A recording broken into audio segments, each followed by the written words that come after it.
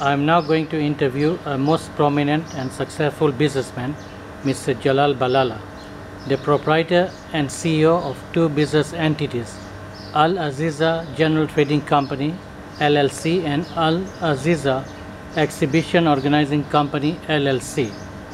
He is right here in our presence and is now going to mention about his journey as a successful business entrepreneur. Mr. Balala, over to you now. Please introduce yourself and mention about your early childhood and educational background. I was born in 1957, 25th of July, during the British occupation of Kenya in the city of Mombasa. That was the main port of East and Central Africa. I was educated in Kenya, partly. Then I was given a scholarship to go to study in Kuwait. I studied Arabic. I majored in electronic communication at the Kuwait Institute of Applied Technology and graduated in 1982. Then joined Kuwait Airways as an assistant engineer in the technical development section in the engineering department. And also worked in Kuwait Times as a part-time job for 6 years. And after that, I resigned from Kuwait Airways and went back to Kenya. I joined my brothers. We started a company together, a services company. And slowly, gradually, we founded the tea and coffee business that we are now in. And it became a family tradition. So now we're expanding in this business, and I'm confident that we will do it. Thank you very much. Who has been your role model and person closest to your heart? My mother. Okay. My mother was not only my teacher, but the family teacher. My father died when I was 10 years old. My youngest brother, Jalal Balala, who is now the Minister of Tourism in the government of Kenya, was not yet born when my father died. But we were so young, we were not rich, I mean, we had problems, but my mother pulled us through and she taught us everything that we know today. She was not educated, she didn't go to school. She was taught by her parents, and life taught her a lot of things. But she was such a lovely person, and she allowed us great space, all of us. It didn't matter whether you were small or big, young or old in the family. You had a right to speak, you had a right to suggest and create. She was fascinating. I was devastated when she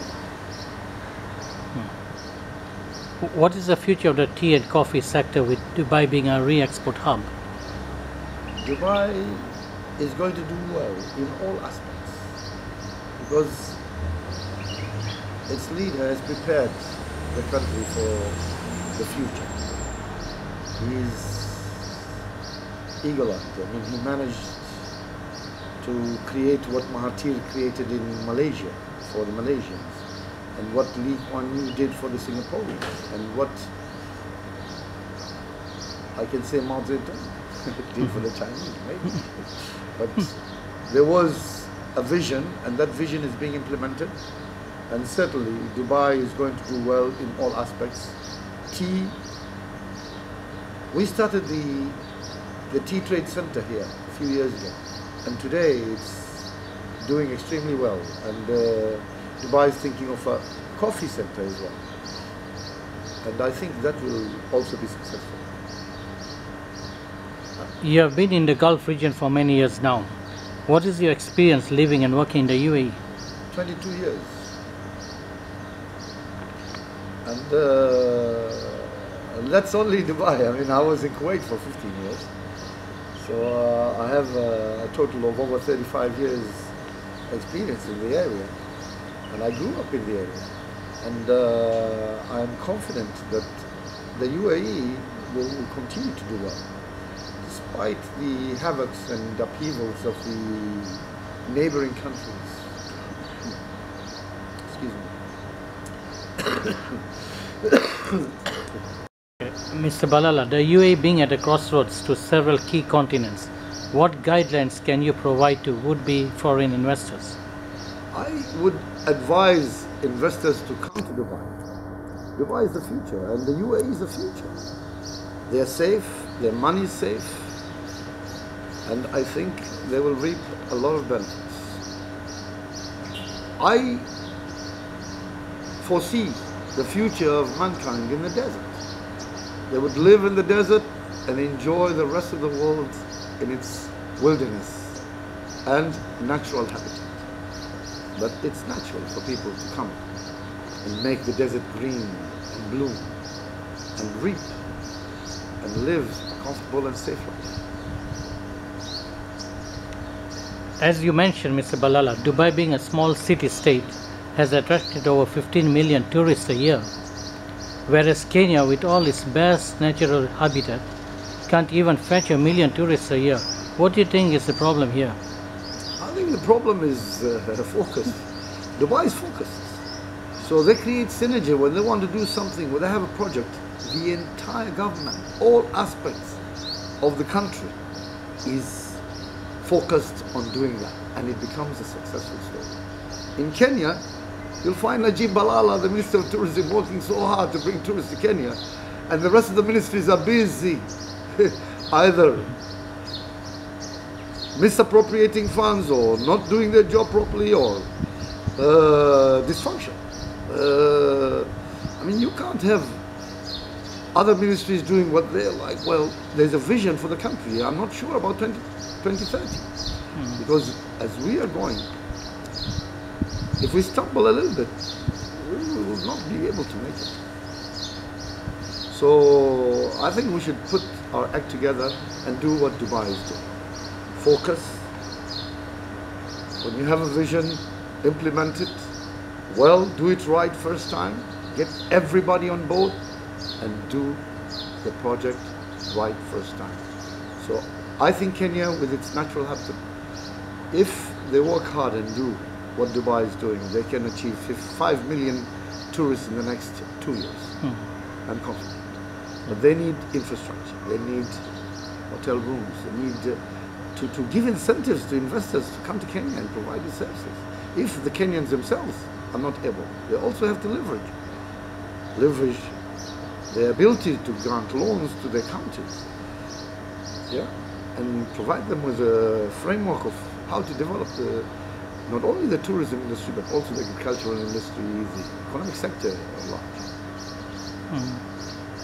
And Mr. Balala, Kenyans are the most desired workforce from Africa to the UAE. Why do you think that they are most preferred for employment? I think the educational system in Kenya has been the key factor, and also the culture. Kenyans have a great culture. I mean, nobody recognizes that, but in their own way, they are free people. They feel they're sovereign and they express themselves freely, but also politely, because of the educational system and the background of the families in Kenya. I mean, that has made them very deserved. They're also honest. Over 50,000 Kenyans work in Dubai, in the UAE right now, and I expect more to come. Do you think the education system also needs to be upgraded again, or? I think the educational system in the whole world needs to be upgraded. Everybody has to follow his own culture. I mean, why are we being taught to be Englishmen or to be Americans in our schools? Why can't we be Africans, follow our own culture and do everything our way, even including the issue of governance? And Mr. Balala, you have been most instrumental in the setup of the African Pavilion at the Global Village for over 2 decades now. What prompted you to take such an ambitious step forward? I think the opportunity was there, and a lot of the exhibitors from Kenya at that time egged me on and said, Balala, come on, we have to have our own pavilion.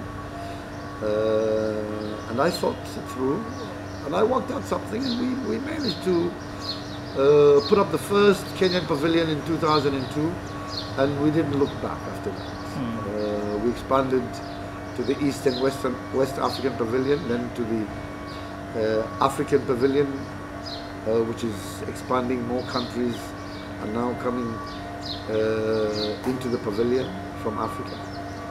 And this is a great opportunity for them. Dubai is the commercial hub for the entire Greater Middle East, and everybody's here. The Americans are here, the Chinese are here, the Germans are here, the French are here, everybody's here. You want to sell something to the rest of the world? Come to Dubai. What has been the secret of your success for the Global Village, having achieved several accolades for the African Pavilion? I think and the most recent one we last week. maintained authenticity. In the African Pavilion, everything is handmade. Everything is authentic. The Africans themselves are authentic. The rest of the pavilions may have other nationalities or other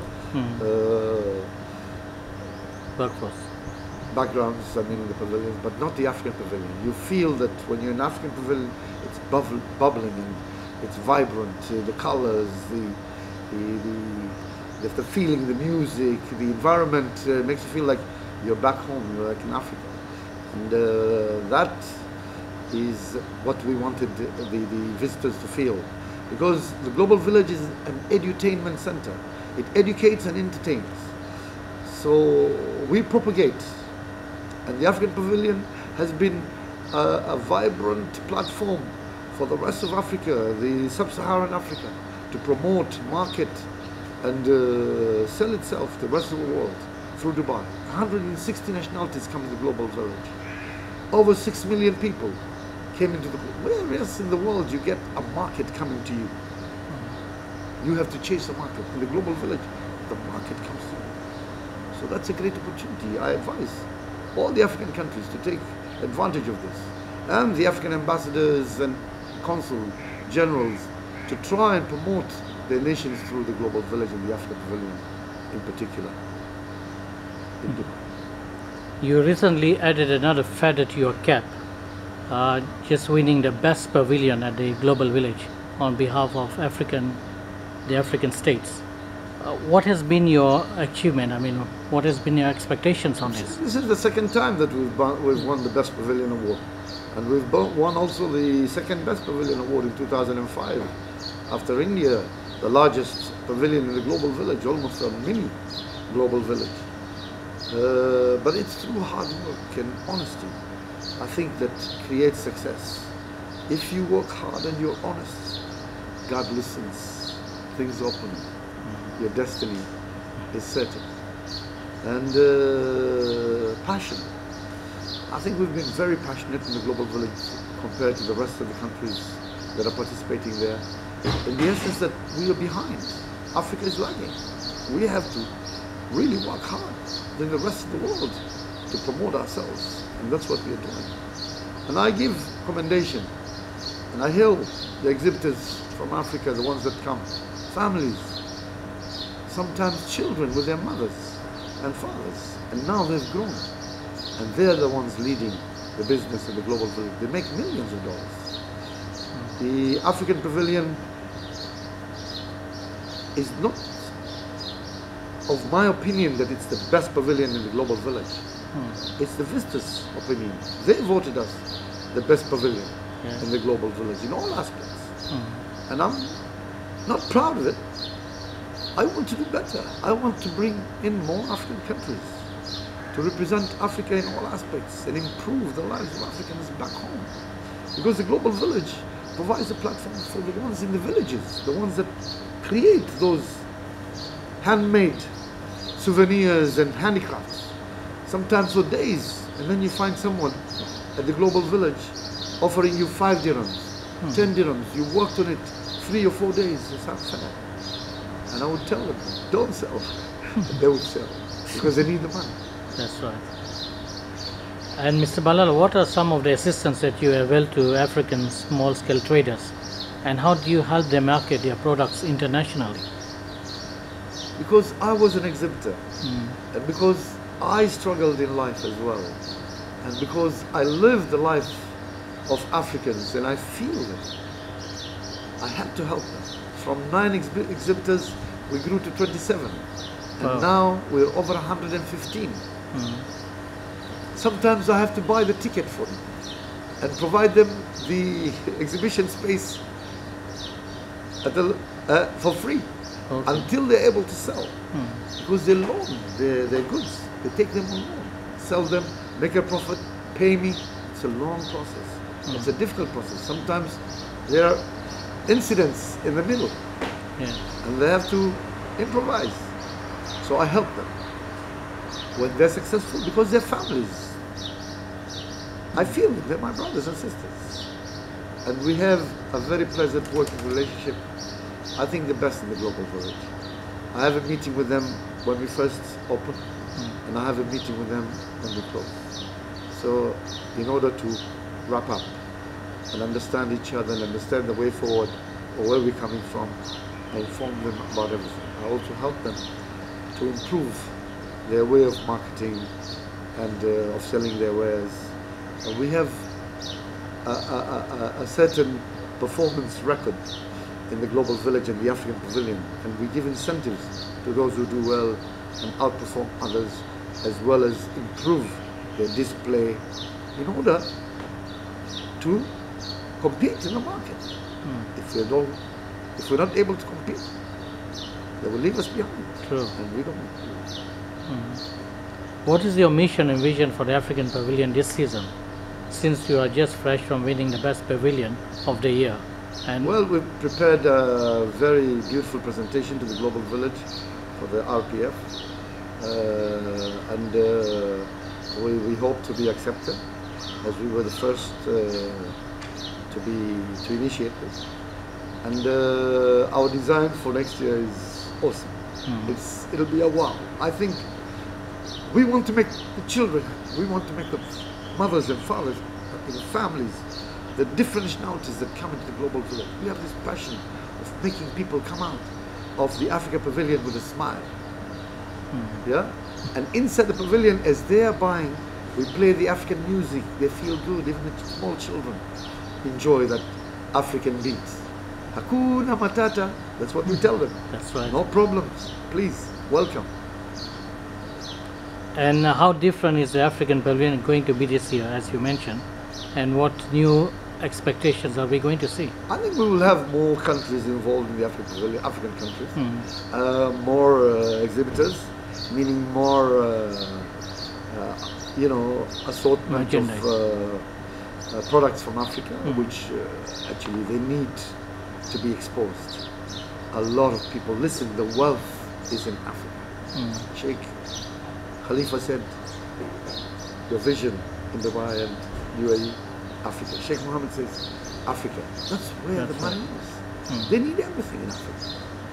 Still a virgin state. And I think the future. The Arabs have a saying, ride the camel while the camel is sitting. It may stand and walk with you. Yeah. Don't ride the camel while the camel is standing. It may sit and you never walk. America, Europe, saturated. They're not going anywhere. They're going to fight each other. But Africa, Southeast Asia, India is still living in 1952. Amazing. They will definitely go on. You just mentioned about India right now, and being one of the largest in democracy in the world. But it still lags behind. What's your opinion about India? It's very unfortunate that India today is at the way it is. The Indians are suffering. The Indians are suffering, and it just proves that whether you're a big democracy or a small democracy, it boils down to the work that is applied, and the honesty and the passion with that work. Now, India needs a new vision, needs new leaders, young leaders. These old leaders should all be put in museums. They should be honored. But young leaders, energetic, honest leaders should be voted in and bring that country back into the fold of this world and its natural position. in this world. Mr. Balala, turning back to another topic, do you feel that the African Union has done enough to defend the sovereignty and independence of member states? I think the African Union is doing a good job, and it will improve. The only problem is the UN, the United Nations. We don't know what it stands for, who it stands for. What has it done for anybody, the United Nations? I mean, right now, in this age and time, we have institutions in this world that are dormant, that should be, you know, eradicated, disposed of, and new institutions should be formed. The educational system in the world should be overhauled. The justice system in the world should be overhauled. We don't have justice. We don't have justice in this world. This is too complex. This hullabaloo about, you know, we don't have the hypocrites oath. Doctors are businessmen. Pharmaceuticals, pharma companies, they're taking advantage and hurting people, small children and mothers. We need an overhaul of governance, of justice, including religion. All religions preach good. Why are we bad? Look at the state of the world. How many people are poor? Why are countries graded as poor countries and then not helped? Why are we? There's discrimination. Yeah? 99% of the people in the world are suffering. And what are we doing about it? What is the United Nations fraternity? Anybody serious, please, Theresa May. Please. Trump, Putin, Macron, please. What are you guys doing? I mean, leaders, you call yourselves leaders. What leaders? No. Don't be another brick in the wall, students. What about the European Union and the Brexit? What's your opinion about The European Union is bound to implode. The way things are with dysfunctional states, economical, I mean, look at Greece, look at other countries that are suffering now. The Eastern Bloc is coming, and they will suffer because they can't keep up with the West European. So there's no level ground for them to play, you know, to work on. Definitely it's going to implode. But I think the Europeans and the Americans should now try to leave the rest of the world lead on its own terms, not their terms. Otherwise, we're going to have a revolution in this world. Mr. Balala, turning back to your personal issue, what has been some of your greatest moments and achievements in life? What are your hobbies like? When I learn something new, that's a great moment. Okay. But it humbles me that as you grow older and maybe wiser, I don't know, but you learn more, you learn to be patient. The experience teaches you to remove the chaff from the ends, or if you like. Life teaches you. I mean, the years, there's no gain without pain. There's no gain without pain. You have to work hard for everything. And the havocs and the trials of every day, this is a natural process. Look at the animals, look at the rest of the world. Everybody's living the same kind of life. So if you have a problem in your life, it's not the end of it. You experience it and you overcome it. Life is full of challenges. Governments have challenges. The Dubai government, with all what it's doing, has a great challenge.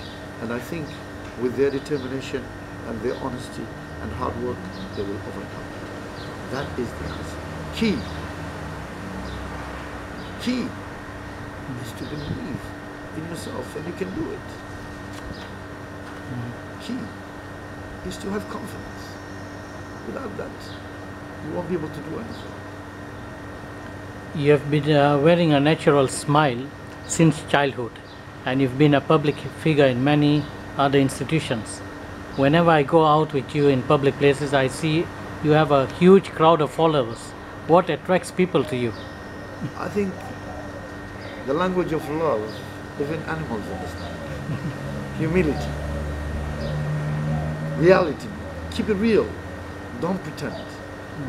My mother taught me to smile when I'm happy, to cry when I'm sad, to shout if I'm angry. That's the language. It's my language, our language, the truth. So if we express ourselves the way we are, everything will be fine. Abraham Lincoln said, tell the nation the truth and all will be well. Most of our leaders today tell us lies. They lie in their faces and they're not ashamed. That is not going to take us anywhere. Trust me. Going back to Kenya, we recently had a leaders meeting together, and President Uhuru Kenyatta has been doing quite a lot for his citizens. How do you think the new government at present? I think Uhuru Kenyatta is the right leader for Kenya. He has problems, he has a little bit of challenges from the circle around him. But given the chance, Uhuru will do very well. He's serious, he's passionate, he's young, he's energetic, he's honest. And I trust that he will do a good job. Whether he gets the approval of everybody or not, I think sometimes you need a stick more than the carrot.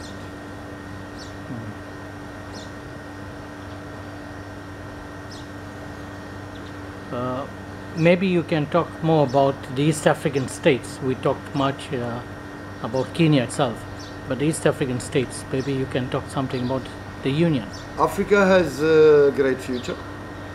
As I said, they need everything. They need to improve on all aspects of their lives, in governance, in administration, infrastructure. It's better to start when you're down and move up. But if you start when you're up there and you move down, that's very good. So Africa is safe. And I think the East African states, they will continue to coordinate and build themselves together. The only problem is the interference from abroad. As much as we don't like it, African countries sometimes are helpless in that aspect, especially in regard to finance. Now, all the banks are foreign. All the money has to come from the IMF or the World Bank, or some other entity. Maybe China, maybe Iran, maybe Israel, maybe England, maybe Germany or Japan. But it will be on condition. Now, we as small countries, young countries, we need to be careful, because banks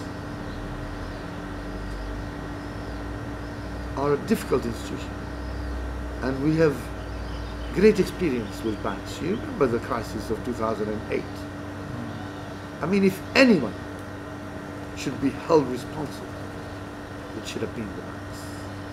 Why is it that when somebody steals a tomato or a piece of trousers is jailed for 4 or 5 years, and when somebody steals billions is running around Scot-free, prominent, arrogant, scot-free? What kind of state of the world is this? We need to change. So you feel the judiciary system needs a lot of improvements? Absolutely. The whole judicial system, the whole medical industry, the pharmaceutical industry, the educational system, the administration system, governance. We are not free. Human beings. We are not human beings, we are animals. If 7 billion human beings are in this world today, we would be a different kind of world. There are no 7 billion human beings in this world. The majority are animals. Mr. Balala, what advice can you give to upcoming generation? Because they are the leaders of the future. So what's your advice to them? Don't trust your leaders until they prove themselves. Action speaks louder than words. Don't trust words. If you love me, show me. Don't tell me. If you don't love me, tell me. Don't show me. That should be the president. Track record. You have a leader, what track record does he have? What successful record has he achieved for his people? Then put him there. Without that, no. Give the person who has a track record, who has been successful, whom people are happy about, and promote the doctors, also the lawyers, the justice system that is appealing to the people. Not all the people, but the majority of all aspects, of all categories. With the government, opposition, without. That way, we will go somewhere. This way, just through advertisement in America, you can become a leader. Through an ad. How stupid is that? And they're the leaders of the world, free world. What free world? Who can be a leader of the free world when he won an election on an ad? Not possible. Not in my country.